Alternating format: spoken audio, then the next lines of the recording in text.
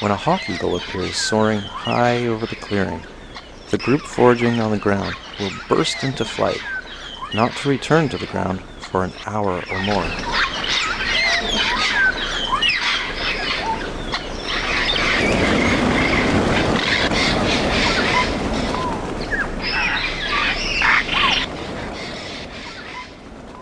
So if these places are so frightening to the birds, it raises the obvious question: what is so great about these areas?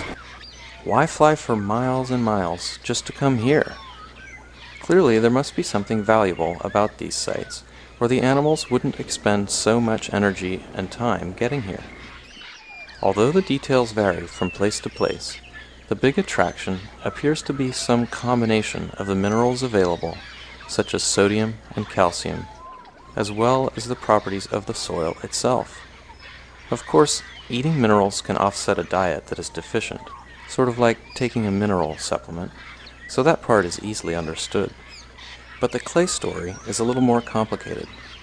Clays are remarkable because they can act like chemical sponges in the digestive tract of animals, where they can soak up toxins in the animals' diets. So it turns out that foraging at the clearings may enable the parrots, the elephants, and the other animals to live on foods that are inadequate in terms of essential minerals, as well as laden with toxic chemicals. Soil eating by birds and by mammals is actually common all over the world. In fact, a very close parallel to these clearings in Africa occurs in South America. Here in Peru, the similarly sized Amazon parrots and their kin, these are mealy Amazons, consume clay at a riverbank in Manu National Park.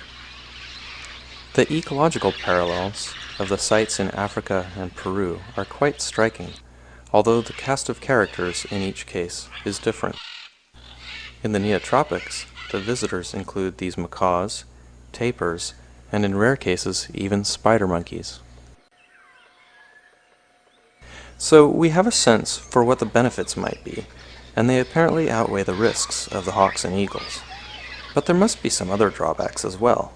All these animals, visiting one site for extended periods, must also make the clearings good places to pick up diseases and parasites, much as concentrations of humans have done throughout history. But perhaps more importantly, the concentrations of wildlife must also attract mammalian predators as well. In this case, mostly predators of the human kind.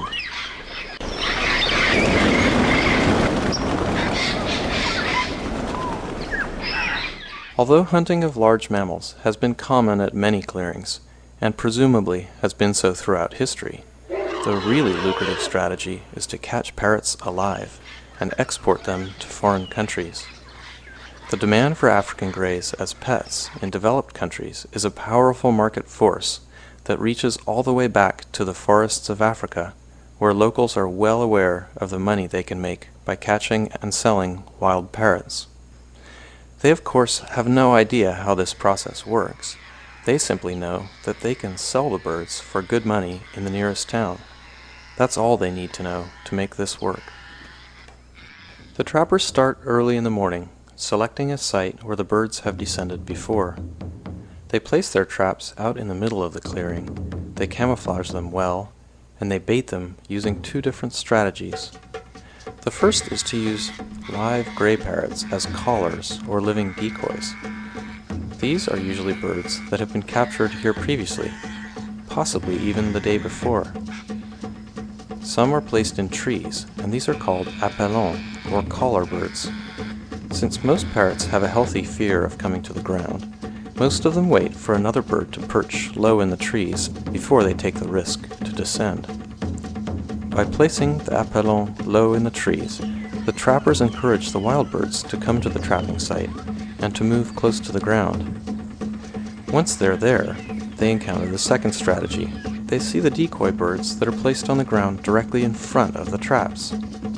The trapping sites are supplemented with special plants that the birds are after. So the wild birds arrive, they see the tethered birds, and lo and behold, there are parrots there already on the ground, feasting on the tasty treats.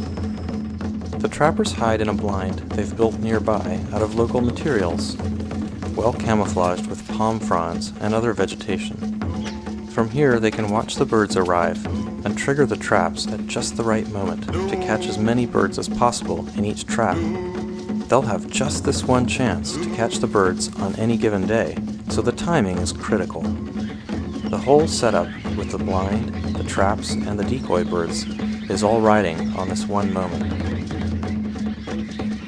Once the birds get up their nerve to land on the ground, they immediately begin to eat plants and soil and to drink the water. And of course, the more that arrive, the more attractive the sight becomes to all the other greys in the area. They are nervous though.